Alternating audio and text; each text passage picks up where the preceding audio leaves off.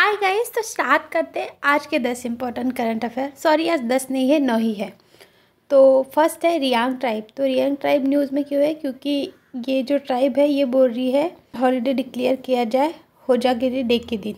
तो जानते हैं इसके बारे में।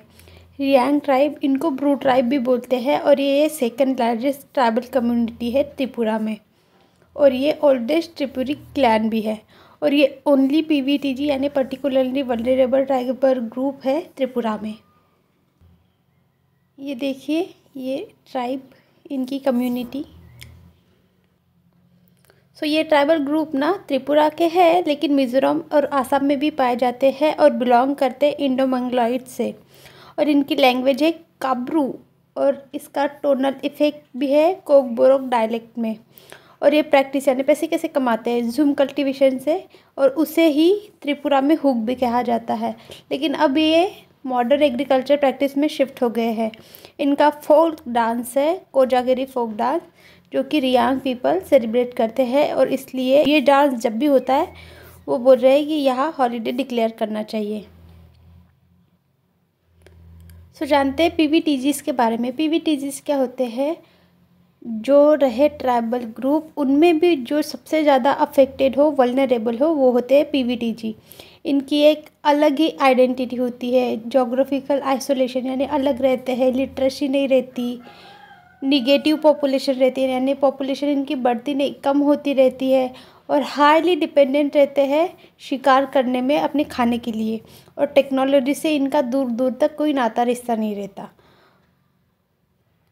और अभी करंटली 2.8 मिलियन पीवीटीजीज़ है, जो कि बिलोंग करते हैं 75 ट्राइब से अक्रॉस द 22544 विलेज, यानी हर यूटीज़ और स्टेट में कुछ ना कुछ पीवीटीजीज़ पाए जाते हैं। सो नेक्स्ट है हमारा एंटीलियन स्पीसीज। तो ये न्यूज़ में क्यों है? क्योंकि ये अभी स्पॉटेड हुई है। तो कहाँ स्पॉटेड हुई है? तमिलनाडु में, और ये मारमेलिनटिए फैमिली से आती है। ये ह्यूमन को अफेक्ट नहीं करती और कोई डैमेज भी नहीं करती फूलों को, लोगों को और किसी भी स्ट्रक्चर को, और ये हाईली बेनिफिशियल है। और ये क्या खाती है? चींटियाँ खाती है, और ये अदर इंसेक्ट भी खाती है। ये है अभी जो मद्रास के कैंपस में पाई गई है तमिलनाडु में। सो नेक्स्ट है हमारा कैसनूर फॉरेस्ट डिसीज़। तो ये न्यूज़ में क्यों है? क्योंकि चिकमंगलूर, जो कि कर्नाटक में आता है, उन्होंने हाई अलर्ट जारी किया है इस डिसीज़ के कारण। तो इसे ना मंकी फीवर भी कहा जाता है। तो ये है फॉरेस्ट डिसीज़, ये इसे मंकी फीवर कहा जाता है, जो कि टिक बर्न है, और ये वायरल हीमोरैजिक डिसीज़ है जो कि फाउंड होती है सदर्न इंडिया में। तो ये फर्स्ट रिपोर्ट हुई थी 1957 में, यानी हमारे इंडिपेंडेंस के 10 साल बाद, कर्नाटक के कैसनूर फॉरेस्ट में। सो इसका कॉजेटिव एजेंट क्या है? कॉजेटिव एजेंट है कैसनूर फॉरेस्ट डिसीज़ वायरस। फैमिली है फ्लेविवर्डिए और जीनस है फ्लेविवारियस। ट्रांसमिशन कैसे होता है? टिक बाइट से, अगर कांटेक्ट किए इन्फेक्टेड एनिमल से, और जैसे मरे हुए मंकी से, उससे भी। सिम्टम्स क्या है? बुखार आता है, नौशिया, उल्टी जैसे लगता है, डायरिया हो जाते हैं यानी डस्ट हो जाते हैं, और न्यूरोलॉजिकल और हिमोलॉजिक मैनिफेस्टेशन होता है, यानी सर दुखना हो गया, ऐसा कुछ होता है।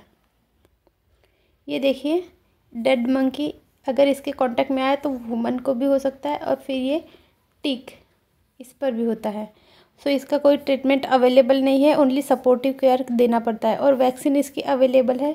जो भी डिस्ट्रिक्ट अफेक्ट रहते हैं ये कैसनूर फॉरेस्ट डिसीज से, उनको as a preventive care vaccine देते हैं। सो नेक्स्ट है हमारा CBSE marriage scholarship scheme for single girl child.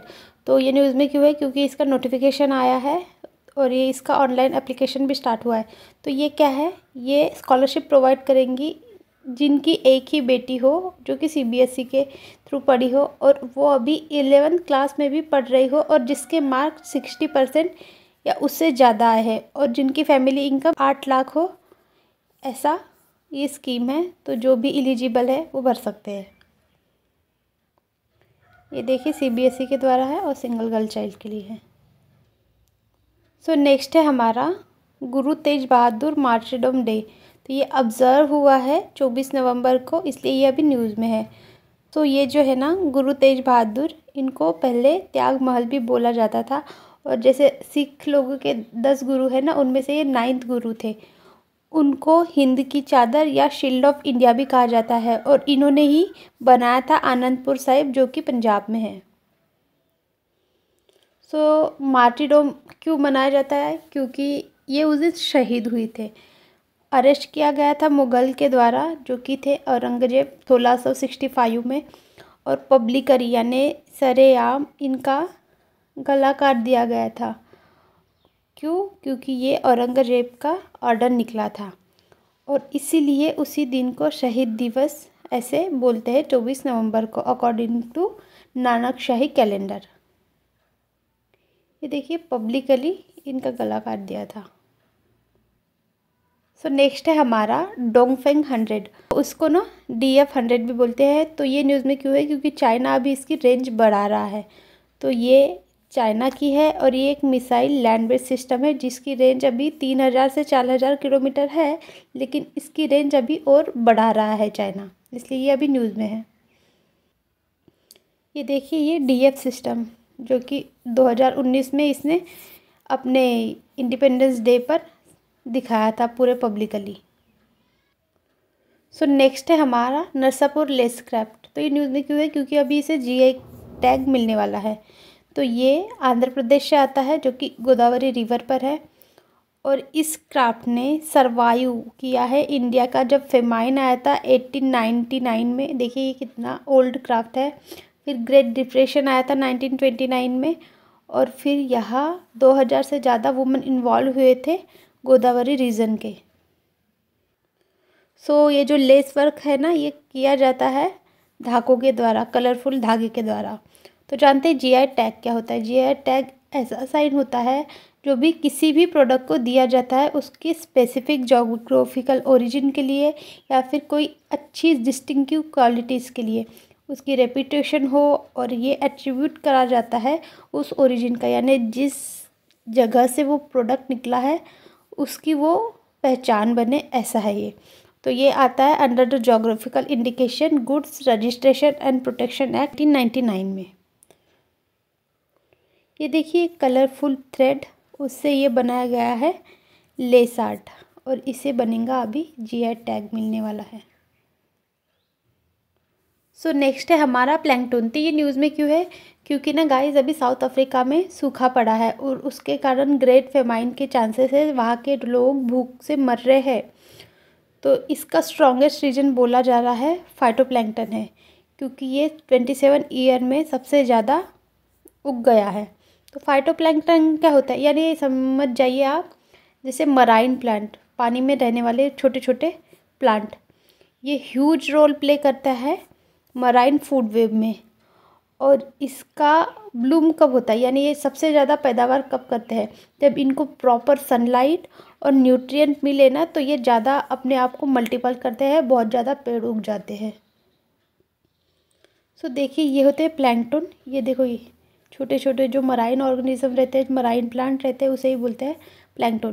तो इनकी ना इकोलॉजिकल सिग्निफिकेंस है। तो ये 50% ऑक्सीजन कैरी करते हैं अर्थ में, यानी अर्थ में जितना भी ऑक्सीजन आता है मेनली आता है इससे ही 50% से, बाकी आता है पेड़ों से।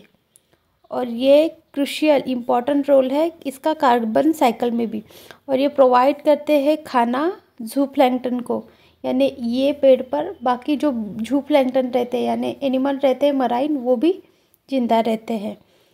और जैसे हमारे ज़मीन पर प्लांट रहते हैं ना, वैसे ही ये समुंदर के अंदर प्लांट रहते हैं। सो फिर जानते हैं इससे रिलेटेड जो है कार्बन साइकिल। इसमें कार्बन साइकिल क्या होती है?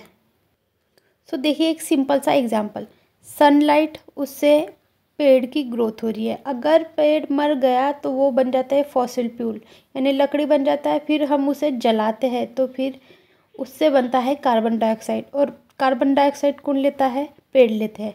यानी ये साइकिल ऐसे चलती रहती है। तो यही है सिंपल प्रोसेस जिसमें कार्बन मूव होता है प्लांट में, एनिमल में, माइक्रोब्स में और मिनरल में, अर्थ में, एटमॉस्फेयर। और कार्बन क्या है? 4th मोस्ट अबंडेंट एलिमेंट है इंटायर यूनिवर्स में। ये है कार्बन साइकिल और ये है इसका एलिमेंट। सो नेक्स्ट और लास्ट है हमारा कान्हिरापोइल मेगालिथिक साइट। तो ये न्यूज़ में क्यों है? क्योंकि ये अभी अनर्थन यानी इसे खोदा गया है। तो ये कहाँ? केरला में मिली है। और ये क्या है? 24 पेयर है प्री हिस्टोरिक फुटप्रिंट के, जिसमें ह्यूमन के भी फिगर है। और ये रॉक से मिली है। कहाँ? एक प्राइवेट किसी के भी खेत में होगा या किसी के भी घर में होगा। और यहाँ कार्विंग है जो कि आयरन टूल से बनी हुई है, और जिसमें फुटप्रिंट भी आते हैं ह्यूमंस के। सो क्या होता है ना, आर्कियोलॉजिस्ट डिफाइन कैसे कहते हैं मेगालिथिक साइट? ये बोलते हैं कि ये मेनली आयरन एज के हैं, और ज़्यादा करके ये साउथ में ही पाए जाते हैं, जैसे कर्नाटक, तमिलनाडु, केरला, आंध्रा और तेलंगाना। लेकिन ये महाराष्ट्र में भी पाए जाते हैं, मेनली विदर्भ के रीजन में। तो अभी जो मिली है ना कान्हापोइल वाली, ये यहाँ मिली है केरला में। मैं आपको विदर्भ वाली दिखाती हूँ। ये देखिए, ये विदर्भ वाली जो कि नागपुर के पास है। और ये देखिए, यहाँ ना घोड़े के दांत भी मिले हैं प्री हिस्टोरिक के। तो मुझे ये इम्पोर्टेंट क्यों लगा? क्योंकि मैं इस रीज़न से आती हूँ, इसलिए ये बताना मुझे इम्पोर्टेंट लगा। So that's it guys, thank you so much for watching. Video अच्छा लगा होगा तो please like, share, subscribe and follow for more.